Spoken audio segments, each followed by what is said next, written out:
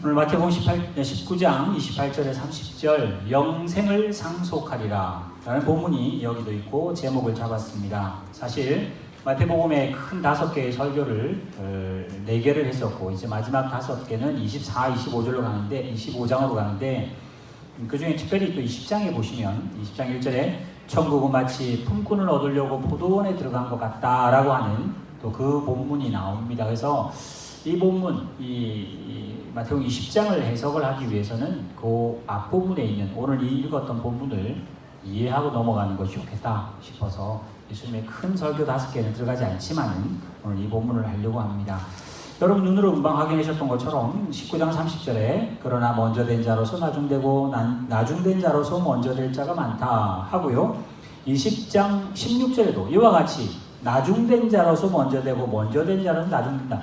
그 똑같은 말을 갈로 열고 비유하시고 갈로 닫고 그래서 19장 20장은 장은 나눠져 있지만은 하나의 이야기를 하고 싶어 합니다. 그래서 오늘 저는 다음 주에 마태복음 20장 포도원 품꾼 비유라고 하는 비유를 하겠습니다만은 오늘 그거에 먼저 전제되는 그 본문과 이해가 필요하기 때문에 오늘 이것을 먼저 나누려고 합니다. 여기 잘 보시면 부자 청년의 비유라고 되어 있는 부자 청년의 이 사건은 마태, 마가, 누가 다 있습니다. 다 있어서 세 개를 잘 요약해보면 그 본문 16절 한번 보여주세요.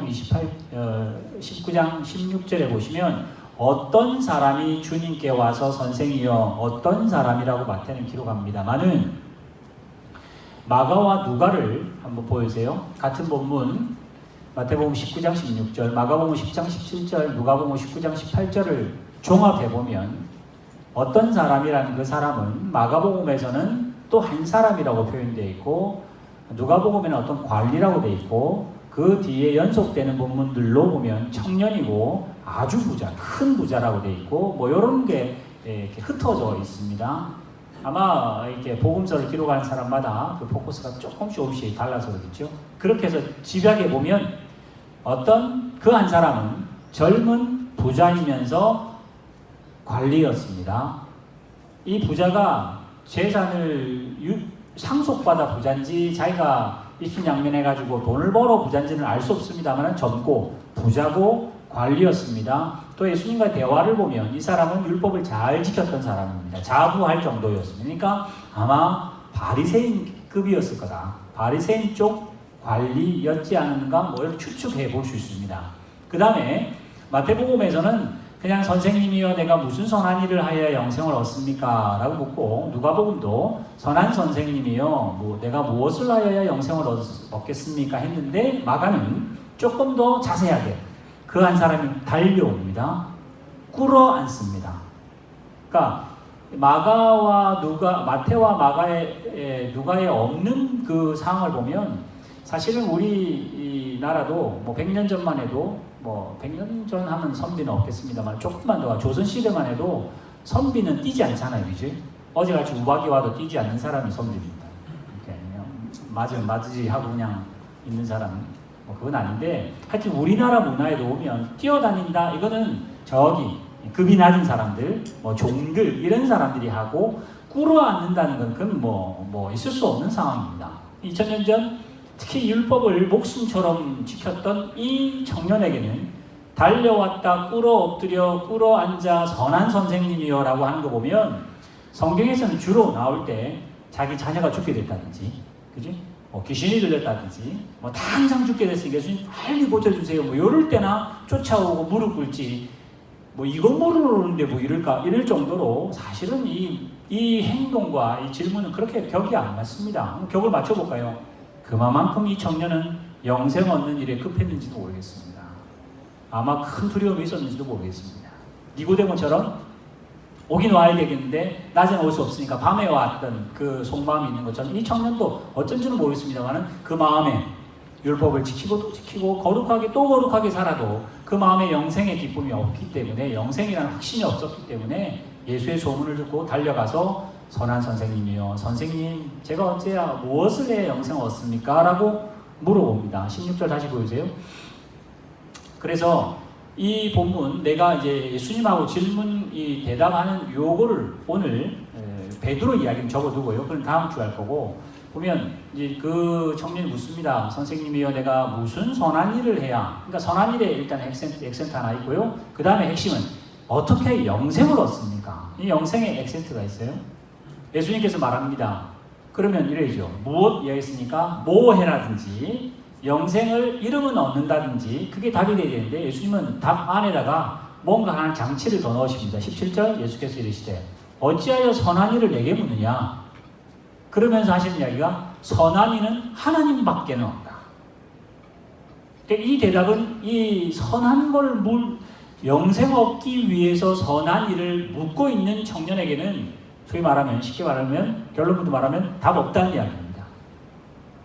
네가 뭘 해도 너는 선한 일을 할 수 없다.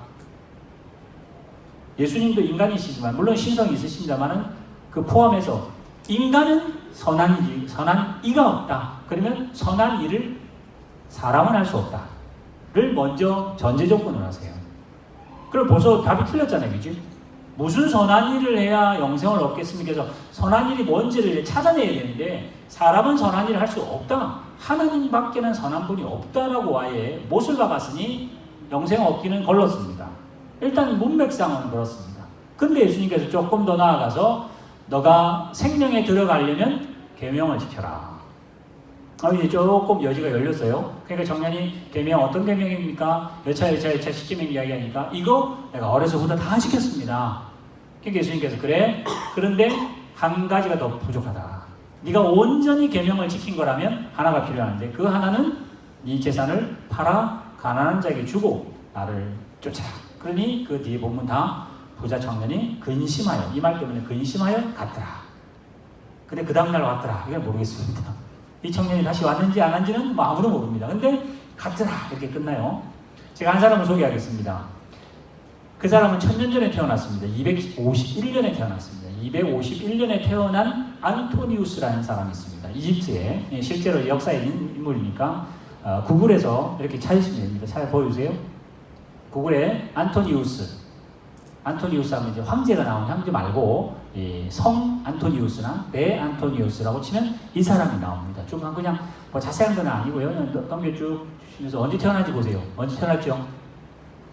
251년에 태어나서 언제 죽었습니까? 356년, 몇 년 살았죠? 100? 오래 사시려면 재산을 다 버리셔야 돼요. 그럼 오래 삽니다. 105세 살았다니. 그것도 2000년 전에. 의학도 별로 안 좋은 그때. 재산을 다 버리면 오래 살고, 이 사람이 아버지가 굉장히 부자였습니다. 근데 18살 때 여동생하고 자기가 있는데 아버지 엄마가 다 돌아가셨어요. 그래서 이제 저기에는 이거는 이제 위키피디아 같은 경우는 공인된 그 정보는 아니거든요. 근데 책에는 조금씩 다르긴 합니다만, 어쨌든 나이 18살에 아버지 엄마를 이렇게 여의고 청년 때 이 설교를 듣습니다. 부자 청년의 설교를 듣고 감동을 받고 실제로 했습니다. 그 재산 다 팔아서 여동생은 그때는 수도원까지는 아직은 없었는데 어떤 수도원 같은 자매에다가 그러니까 재산의 일부를 이 자매가 자기 동생이 살 수 있을 만큼 재산을 떼줘서 여동생을 살게 하고 자기는 사막으로 들어갑니다. 그리고는 105살까지 사막의 성자로, 물론 이제 왔다 갔다는 해요. 처음에는 이제 혼자 사막에 있고 이러다가, 그때는 수도원이라는 개념이 지금 200년, 300년 이야기입니다. 그냥 1300대도 아니고 그냥 300년대. 그러면서 이제 막 기독교가 박해받고 313년에 이제 일단 기독교는 인정을 해주는 이제 때가 있으니까 그때 이제 풀리고, 이제 풀려서야 한 몇십 년 동안 이제 성자의 급으로 이제 그렇게 그 대열에 오르는데 가장 최초의 또 가장 큰 성자의 급으로 올라갑니다. 그래서 하여튼 제가 오늘 이분 이야기 하려는 건 아닌데, 이분이 오늘 이 본문 그대로 그렇게 살아서 특히 천주교 유럽의 문화에 있는 사람들은 이 사람에 대한 이름을 굉장히 잘 알고 있고, 성자급으로는 날마다, 천주교는 날마다 성자가 있잖아요. 이제 배정된 성자, 이 사람이 제일 큰 날을 받습니다. 하여튼 그런데 이 사람에 대해서 이제 미켈란젤로가 그림을 그립니다.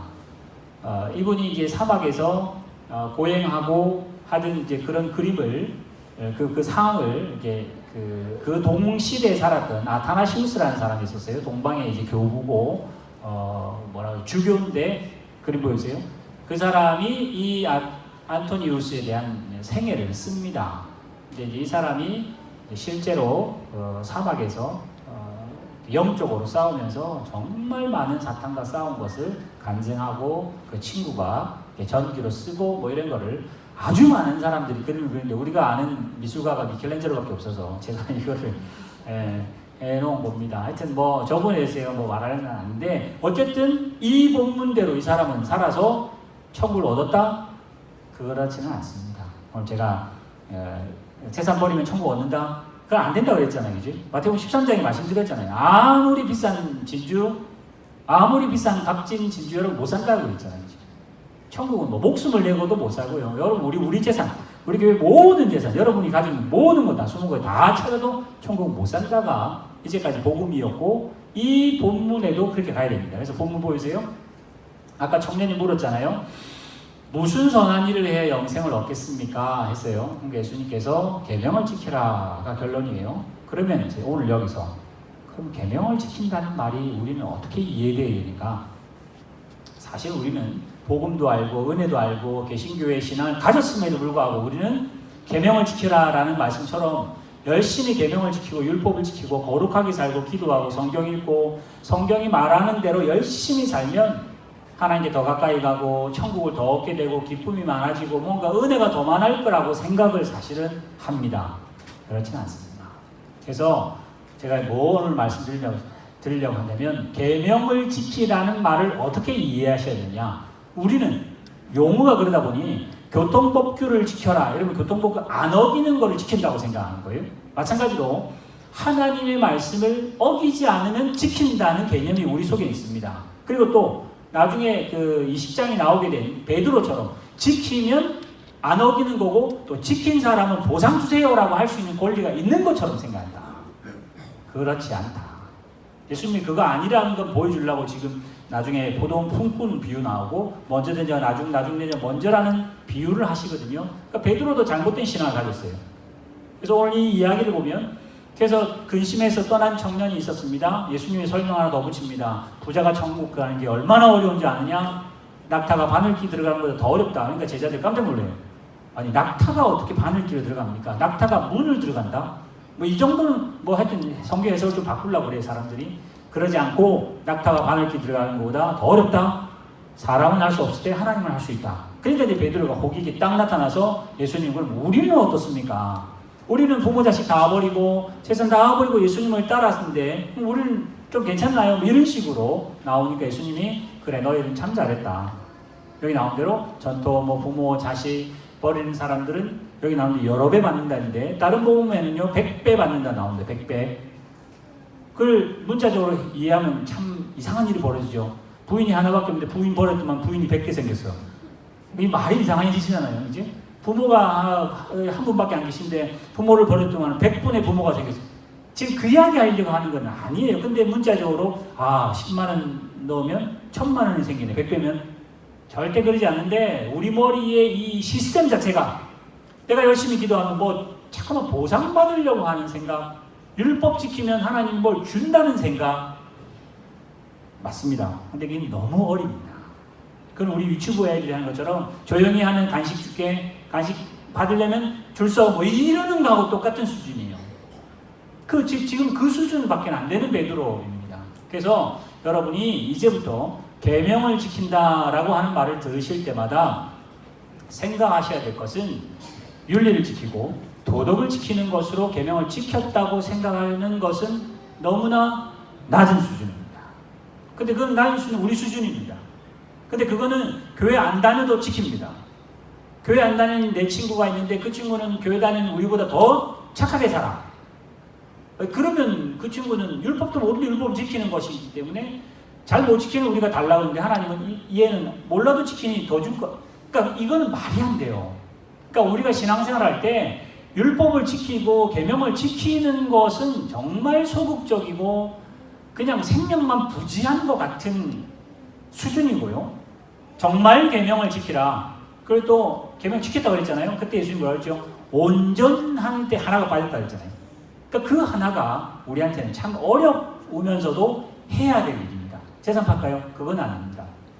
이 본문 전후 문맥을 보면 마태, 마가, 누가 전부 다 어린아이가 등장하고 3절 정도 등장하고 어린아이가 오는 걸 막으려고 합니다. 예수님이 이런 애 막지 마라. 천국은 이런 자의 것이다 그래요. 셋 다. 천국 달라고도 안 하고 율법도 모르는 아이들에게는 예수님이 얘가 천국 주인이다 이렇게 이야기하시고, 천국 달라고 하고 율법대로 살고 정말 깨끗하게 살려고 애쓰는 이 청년에게는 천국 못 간다고 지금 이야기하는 문맥이에요. 이게 아이러니 아니에요, 그죠?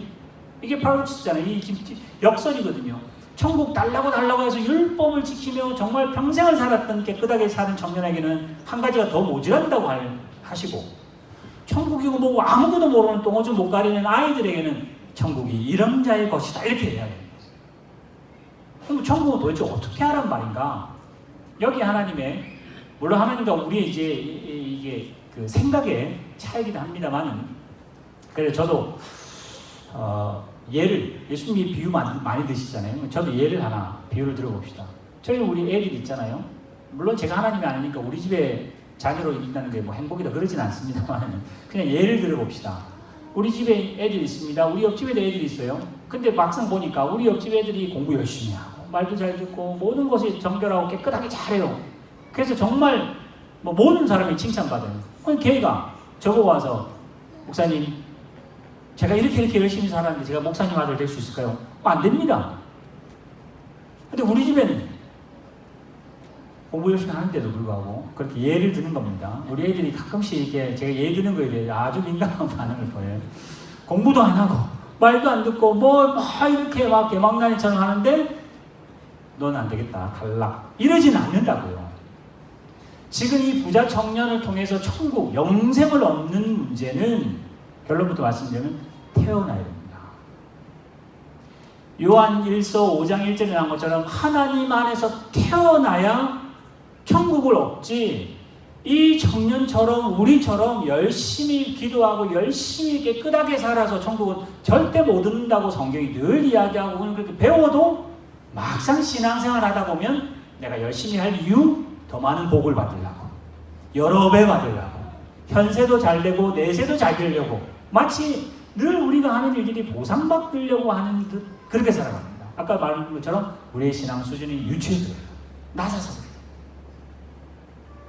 천국은 무슨 선한 일을 해서 얻는 게 아니라 천국은 하나님의 자녀로 태어나야만 천국을 소유해서, 그래서 오늘 제목이 뭐죠? 성경 본문 있는 대로 영생을 누가 상속받습니까? 자녀가 상속받습니다. 잘 산다고 기도 열심히 한다고 상속받는 게 아니고, 성경 다 외운다고 성경대로 살았다고 상속받는 게 아니라 하나님의 자녀로 태어나야만 영생을, 천국을 상속받습니다. 그러면 어떻게 되는가? 계명을 지키되 온전히 지키는 것은 내가 하나님의 자녀이니 하나님의 자녀로 하나님을 닮아가는 게 계명을 지키는 하이클라스. 내가 계명을 지켜서 하나님 자녀가 되는 방법으로 쓰겠다는 말은 성경적으로도 안 맞고, 그거는 샤머니즘, 그리고 그건 내 상급 달라는 것밖에 안 됩니다. 그러면 거래밖에 안 돼요. 하나님하고 내하고 부자 관계가 안 되고 빚쟁이하고 채무자 관계밖에는 안 되는 수준이에요. 근데 그 보상은 현세 것밖에는 우리는 보상을 달라고 하지 않습니다. 근데 예수님 뭐라고 그러죠? 지금 이거는 계명, 그렇게 해서 계명을 지키는 게 안 된다. 너는 태어나야 된다. 니고데모에게 말하고 모든 사람이 말하는 것처럼 거듭나야 된다. 근데 내가 태어납니까? 하나님의 은혜로 되는 거죠. 하나님의 은혜로 태어난 그들은 어떻게 되느냐? 처음에는 똥오줌도 못 가려서 아무것도 인간 같지 않지만은 이제는 유초등만큼 자란 거예요. 지금 우리 수준만큼.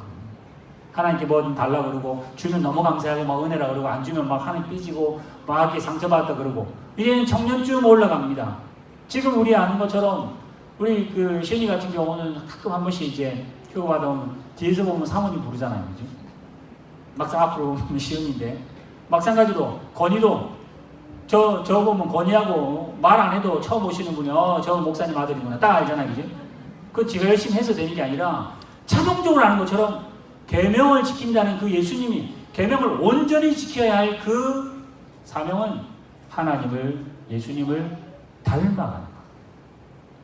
그러니까 내가 열심히 사명감을 가지고 계명 지켜서 보답을 받겠다는 생각으로 신앙생활 하지 마시고, 내가 하나님의 은혜로 하나님의 자녀로 태어났으니 하나님을 닮아가는 일에 더 열심으로 가야만 되는데, 그게 모양이 닮아가고 말이 닮아가고 생각이 닮아가고 예수님의 인품이 닮아가는 거예요.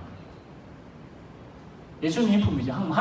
하나님의 성품을 닮아가는 거예요. 그래서 성경은 바울이 서신서마다 예수님도 그러는 것처럼 하나님이 거룩하니 우리 보고 거룩하라 그래요. 우리는 하나님 급이 아닌데, 급도 아닌데 왜 거룩하라? 자녀니까. 거룩하게 계명 열심히 지키면 내가 자녀 삼아줄게 이랬으면 우리는 아무도 못했을 거예요. 근데 그게 아니라 자녀로 태어나게 하시고는 우리 보고 자꾸만 닮아라, 잘하라. 하나님이 거룩하니 너희도 거룩하라고 자꾸 이야기하는 거예요. 그래서 우리 이 거룩이라고 하는 계명을 지킨다는 것이 나에게는 지키면 사명감을 이루었기 때문에 뭔가 보상받고, 베드로처럼 못 지키면 여기 줄어들어서 그냥 하나님께 죄송합니다 회개만 해야 될 것, 이게 아니라 여러분은 하나님의 은혜로 십자가 사건 이후부터 모든 하나님 앞, 지금 우리 예배드린 모두는 하나님 앞에 자녀로 부름을 받았습니다. 이제는 순서만 좀 차이 나죠. 누구는 조금 더 어리시고요, 누구는 조금 자랐고, 누구는 조금 많이 자라서 조금 다르지. 여러분이 계명을, 하나님 말씀을 사모하고 사랑하는 게 어렸을 때는 잘 안 했는데 나중에는 글도 알고 하나님의 심정도 조금 깨닫고, 나중에 부모가 진짜 부모 되어 보니까 부모의 심정을 더 많이 헤아리고 이해하는 것처럼 계명을 지킨다는 것이 그냥 글자 그대로 줄 꺼서 내가 암송하고 행동하는 걸로 땡땡 이렇게 쌤쌤 칠라 하지 마시고, 여러분은 끊임없이 하나님과 예수님의 성품을 닮아가는 것이 필요합니다. 그게 예수님이 온전히 계명을 지키는 거예요. 재산 팔아가지고 나 따라와라. 그건 정말 수준 낮은 것으로, 근데 우리 수준도 그 낮은 수준도 안 되기 때문에 사실 문제긴 하지만은, 계명을 지킨다는 말을 그렇게 이해하셔야 남을 비판 안 합니다. 그렇게 오해를 하면 계명 지키면 큰 소리 치고 계명 안 지키면 쭈그러들어야 되는, 큰 소리 못 치는 그런 게 지금 우리 세상이거든요. 지금 우리는 세상의 아들이 아니라 하나님의 자녀이기 때문에, 하나님의 자녀는 예수님하고 똑같아야 되는데 그 예수님하고 똑같음을 이렇게 이해해야 됩니다. 우리는 신앙생활에 힘이 없는 것 중에, 예수님의 못 닮아가는 것 중에 가장 큰 것이, 우리는 사랑할 만한 사람을 사랑합니다. 좋아할 만한 일이 있는 사람을 좋아합니다. 내가 저건 내 짐이다 하고 부담감을 갖고 안 하면 안 되는 그런 어떤 부담감 때문에 내가 짐을 집니다. 근데 예수님은 우리가 아직 원수 되었을 때에 먼저 사랑하세요. 우리가 죄인이었을 때 예수님께서는 우리를 먼저 사랑하셨어요. 이게 예수님의 성품이고 닮아가야 할 우리의 계명입니다. 그래서 요한복음에도 나온 것처럼 내가 하나님 안에 있는 것처럼 너희도 내 안에 있으라 하면서 뭐 안에? 사랑 안에 거하라. 그러니까 계명을 온전히 지킨다는 말은 하나님을, 예수님을 사랑하는 것처럼 내 이웃을 사랑하는 건데, 참 그게 어렵잖아요. 그것을 하려고 애를 쓰시는 게 계명을 지키는 상태이고, 그렇게 지켰냐고 말하면 제가 못 지켜서 이렇게 해야 되는데, 이 청년은 자기가 지켰다고 그러거든요. 그럼 어떻게 했냐? 그 기도하는 사람처럼 세리처럼 하나님 앞에 머리도 못 들고 기도하는 그 폼이 우리의 겸손한 모습이고, 바리새인은 하나님 제가 다 지켰습니다, 하나님 저런 사람 같지 않아서 너무 감사합니다, 이렇게 되면 계명도 모르는 사람. 그건 내 아들이 아니라 옆집 아들밖에 안 돼.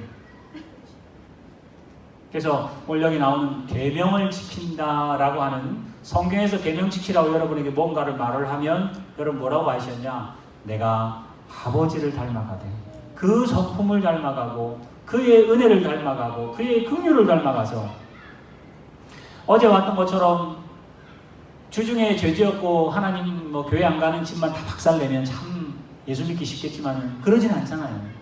예수 잘 믿는 우리 교회 집사님들도 박살이 나는 거 아니에요. 그런 차도 박살나고 이런 것도 하고 하나님의 선인도 악인도 빌어주시고 해가 같이 주시는 하나님의 긍휼하심 우리는 이해가 안 되지만 하나님의 긍휼하심 우리도 긍휼하게 배워가야 하고 하나님의 선하심 이해가 안 되는 일이지만 점점 자라가면서 그래 그게 선한 일이구나 그러면서 어떻게 되냐 내가 사랑할 만한 사람을 사랑하는 게 아니라 사랑해야 하는 사람을 이제 사랑하려고 애쓰는 사람이 성인이죠. 성인이 거룩한 성장 말고 자라간 사람이죠. 지금 우리 유초동 같은 경우는 마귀를 쫓아다니잖아요. 우리 일부 예배 끝나면 여기 여러 명 쫓아다니죠. 여기 통로입니다. 통로 이렇게 엄마 아빠 쫓아다니는. 근데 중고등부한테도 일주 안 옵니다. 아예 뒤에 숨어 있습니다. 어른들은요 꼼짝도 안 하시잖아요. 마찬가지로 우리의 신앙도 계명을 지켜가는 것이 내가 큰 거 지켰다고 이렇게 힘쓰고 제가 주중에 그 어떤 기독교 신문 뭐 한국 보면서 보니까 한국교회 제일 무서운 분 40일 금식하신 분 뭐 이렇게 생각하세요. 그분은 정말 대단한 일 하셨거든요. 뭐 아주 뭐 하면 너 40일 금식 해봤어 이러면 아무도 뭐 다 꼬리 내려야 되니까 그게 계명을 지키는 게 절대 아니에요.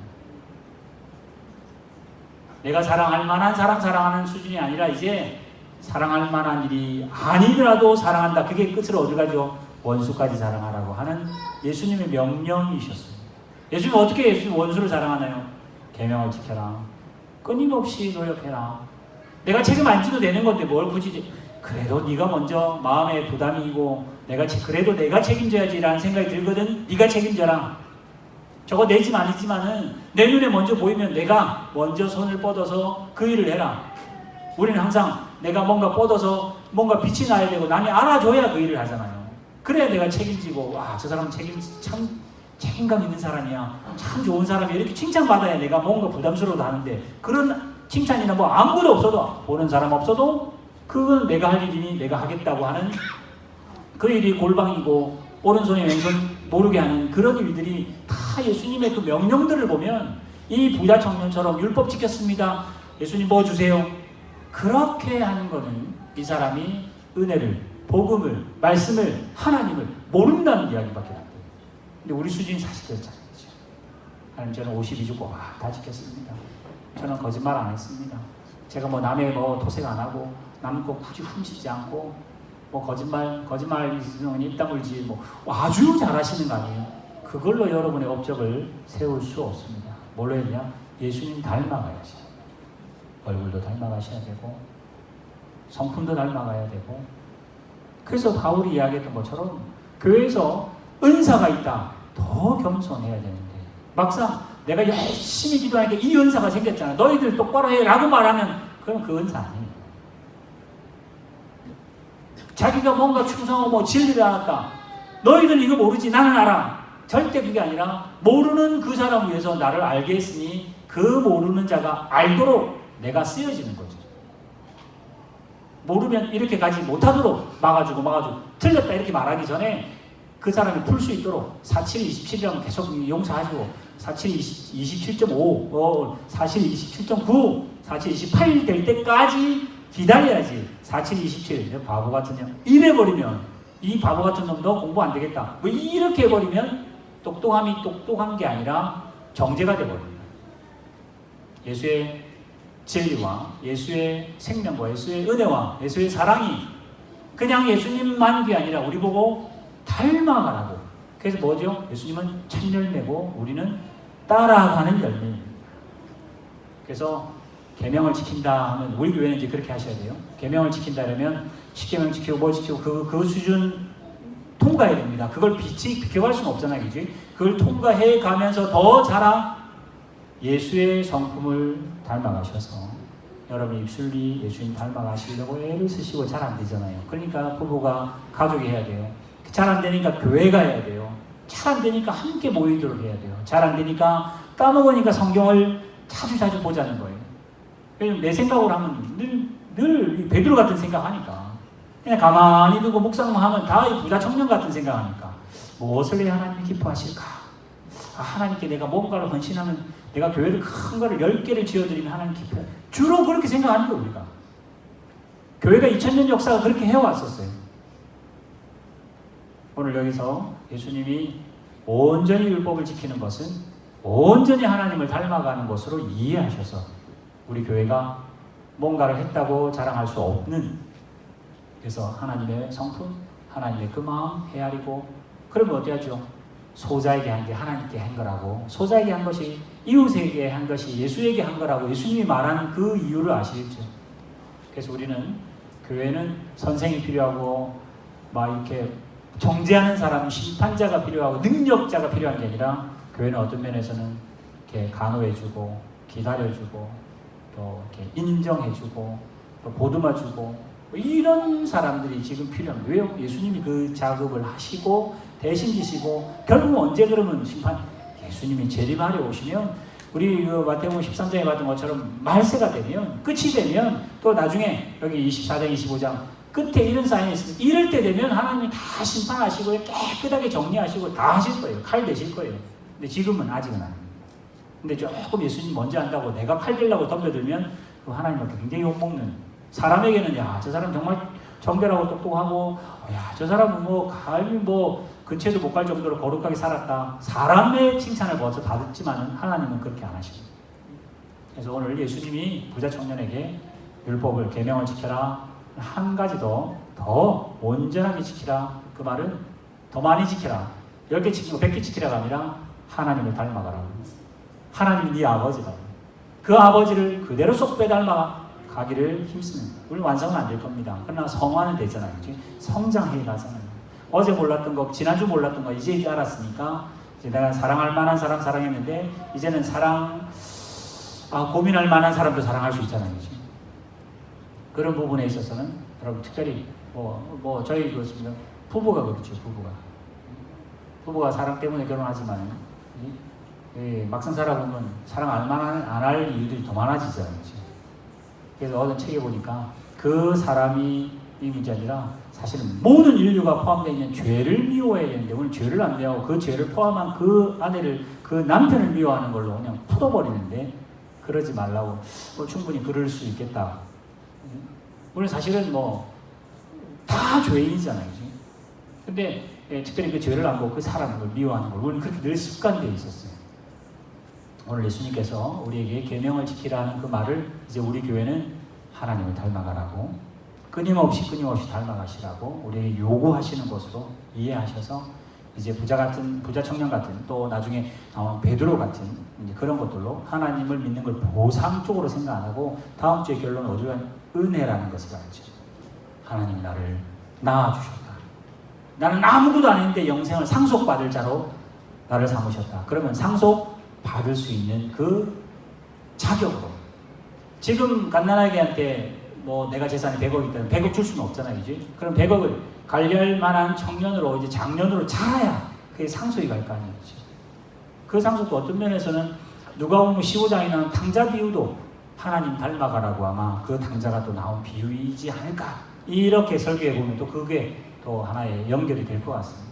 오늘 여기 나오는 영생을 상속하라 하는 것처럼, 나의 짐을 헛되이 지는 거 열심히 하시고요, 이제 더 신앙이 좋아지는 우리 성도들은 우리 옆에 있는 남편과 아내의 짐도, 자녀의 짐도, 또 성도의 짐도, 지금 여기 아픈 분들, 코로나 때문에 힘들어하는 분의 짐도 우리 교회가 더 지을 수 있도록 체력이 튼튼해지고 신앙이 더 건강해지셔서, 하나님 제가 이 짐 지겠습니다, 감당하기 어려운 짐 우리가 지겠습니다 라고 하는 그 사람들이 하나님을 닮아가는 사람입니다. 영생을 상속하신 여러분들은 하나님을 더 많이 닮아가시기를, 또 한 주간, 또 하루만큼, 또 올해는 이 10개월만큼 지났으니 또 10개월만큼 하나님을, 예수님을 더 닮아가시기를 주님의 이름으로 축원합니다. 기도하겠습니다. 하나님 아버지, 오늘 계명을 지켰다고 당당하게 나왔으나 예수님의 이 말